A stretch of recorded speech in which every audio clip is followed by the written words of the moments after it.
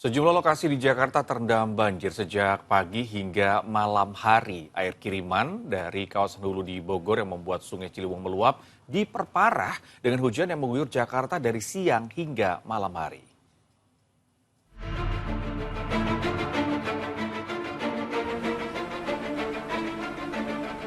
Kelurahan Cililitan jadi lokasi di Jakarta yang sudah terendam banjir sejak Minggu pagi. Banjir luapan Sungai Ciliwung merendam permukiman di Bantaran Kari di Kelurahan Cililitan, Jakarta Timur. Ketinggian banjir mencapai 1 meter. Banjir kiriman luapan Sungai Ciliwung merendam ratusan rumah di RW 06 Kelurahan Cililitan, Kramat Jati, Jakarta Timur, Minggu siang. Banjir mengakibatkan 445 kepala keluarga di 6 RT terdampak. Menurut warga, air mulai membanjiri rumah mereka sejak pukul 3 dini hari. Banjir ini merupakan kali kedua dirasakan warga selama 2025. Sebelumnya, banjir juga merendam permukiman warga pada Maret lalu. Ratusan rumah yang tersebar di 5 RT Kelurahan Pejaten Timur, Kecamatan Pasar Minggu, Jakarta Selatan hingga Minggu siang masih terendam banjir. Ketinggian banjir masih sekitar 1 meter. Sejumlah warga mengungsi, sedangkan sebagian lainnya masih bertahan di teras rumah kerabatnya yang tak kebanjiran sebagai tempat pengungsian. Mereka belum berani kembali ke rumah hingga menunggu banjir benar-benar surut. Banjir juga menggenangi kawasan Bidara Cina, Jatinegara, Jakarta Timur. Sejumlah warga lansia harus dievakuasi menggunakan perahu.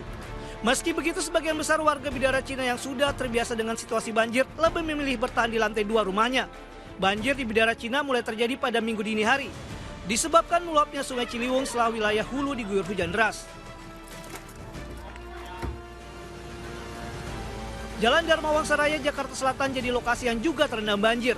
Minggu sore, ketinggian banjir mencapai 40 cm. Sejumlah pengendara memilih berbalik arah dan mencari jalan alternatif agar tidak terjebak banjir. Sementara beberapa pengendara yang nekat menerobos banjir mengalami mati mesin.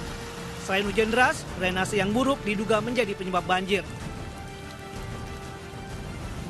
Merespons banjir yang merendam banyak wilayah di Jakarta sejak Minggu pagi, Gubernur Pramono Anung menyebut banjir terjadi akibat air kiriman dari Depok dan Bogor.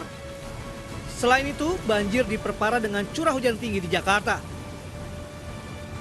Mengantisipasi hal ini, Dinas Sumber Daya Air Jakarta telah mengaktifkan pompa di seluruh pintu air.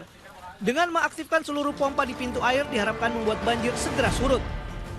Hari ini tadi pagi saya sudah berkoordinasi dengan Ibu Kepala Dinas Sumber Daya Air.